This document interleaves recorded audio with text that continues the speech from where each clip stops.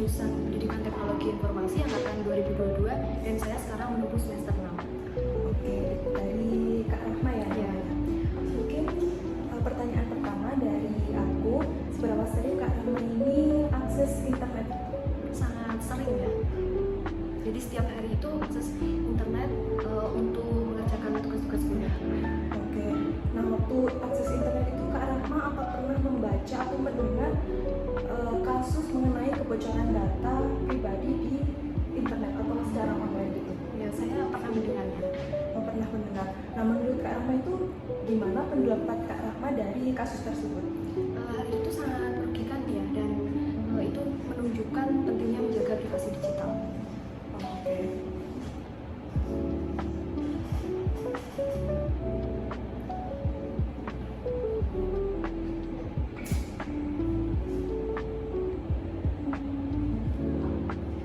Nah, untuk menjaga privasi digital ini mungkin dari Kak Rahma ada cara atau tips untuk menjaga data Kak Rahma ini tetap aman secara online gitu?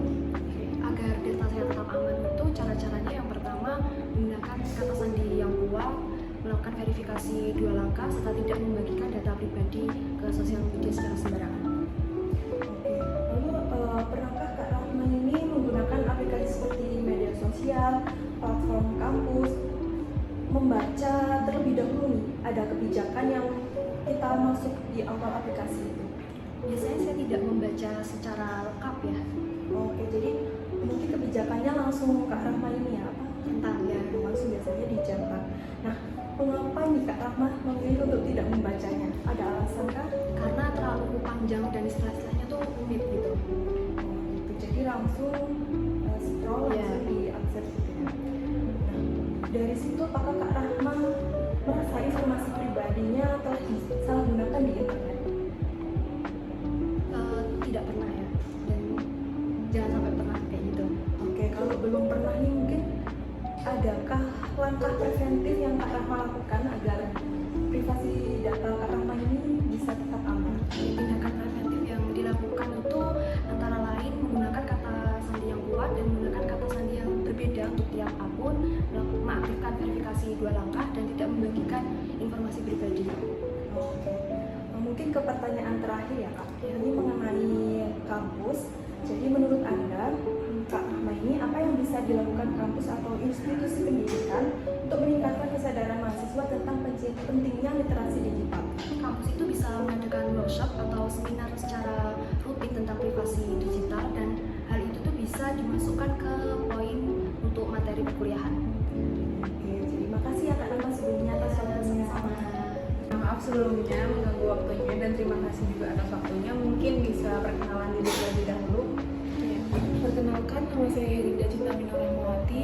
Saya sedang berkuliah di Fakultas Ilmu Komputer Universitas Brawijaya di Prodi Pendidikan Teknologi Informasi. Dan sekarang saya sedang menjalani semester 6. Oke, masuk ke pertanyaan yang pertama ya. Dari kamu sendiri tuh pernah nggak sih familiar atau dengar terkait kebocoran data? Kalau dari aku terkait kebocoran data ini juga sering dengar ya dari berita-berita gitu. Nah, kebocoran data ini sebenarnya cukup penting ya kita ketahui, karena kan terkait dengan privasi dan keamanan data kita sendiri. Oke, itu merupakan emang sangat penting ya. Ya, Kalau dari kamunya sendiri nih, agar kebocoran data itu nggak terjadi pada kamu, itu gimana sih cara kamu untuk menanggulanginya? mungkin salah satu caranya itu dengan mengganti ke kata sandi dengan rutin, dan setiap akunnya itu berbeda. Masuk ke pertanyaan selanjutnya. Kalau kamu notice di beberapa platform itu kan pasti ada kebijakan-kebijakan yang harus kamu setujui terkait privasi kamu ataupun data-data kamu. Nah, itu kamu baca terlebih dahulu ataukah tidak? Kalau boleh jujur ya, mungkin kebanyakan orang termasuk saya itu jarang untuk membaca kebijakan privasi itu terlebih dahulu sebelum menyetujuinya gitu.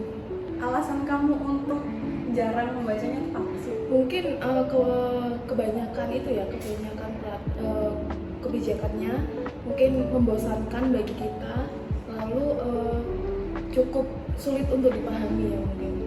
Tapi menurut kamu membaca suatu kebijakan itu penting atau tidak? Seharusnya penting sih ya, karena kan sebelum itu kan sebelum data kita disalurkan ke situ, kita kan harus membaca peraturannya terlebih dahulu gitu. Oke, untuk pertanyaan selanjutnya itu mengenai kamunya sendiri. Pernah nggak sih data pribadi kamu itu disalahgunakan? Kalau dari aku belum pernah ya, dan jangan sampai pernah ya. Berarti belum pernah sama sekali ya? Untuk kedepannya nih, pastikan ada kesempatan kalau data kamu bocor. Nah, cara kamu waspada akan hal itu tuh bagaimana? Mungkin ada beberapa cara ya bagi aku. Yang salah satunya tadi untuk mengganti kata sandi dengan waktu yang sangat singkat. Nah, kemudian dan beberapa akun yang berbeda ya sandinya. Kemudian jangan asal ngeklik link yang meragukan bagi kita. Nah, kemudian kita juga harus menjaga privasi data kita sendiri. Kayak misalnya jangan asal ngasih tahu nomor NIK kita, nomor HP kita gitu. Nah, gitu. Dan yang tadi seperti yang dibilang, kita harus juga seharusnya sih membaca kebijakan privasi dahulu sebelum menyetujuinya gitu. Jadi bisa disimpulkan bahwasanya kalau menanggulangi dan waspada akan privasi digital itu sangat penting. Nah, melanjutkan dari situ, pastikan dibutuhkan kesadaran dari orang tersebut akan privasi digital. Menurut kamu, gimana sih meningkatkan kesadaran mahasiswa terkait privasi digital ini? Menurut aku sih, untuk dari pihak kampusnya ya, kita pihak kampus itu seharusnya memberikan informasi tambahan pengetahuan kepada mahasiswanya untuk terkait penambahan ilmu di bidang maksudnya di pemahaman tentang literasi digitalnya sendiri. Nah, kemudian kita juga pihak kampus juga seharusnya memberikan seminar, workshop terkait kesadaran digital. Nah, untuk itu seperti salah satunya dengan menyebarkan kampanye digital, kesadaran digital gitu. Kalau dapat disimpulkan, berarti privasi digital ini sangat berkaitan dengan literasi digital. Iya. Terima kasih banyak atas waktunya.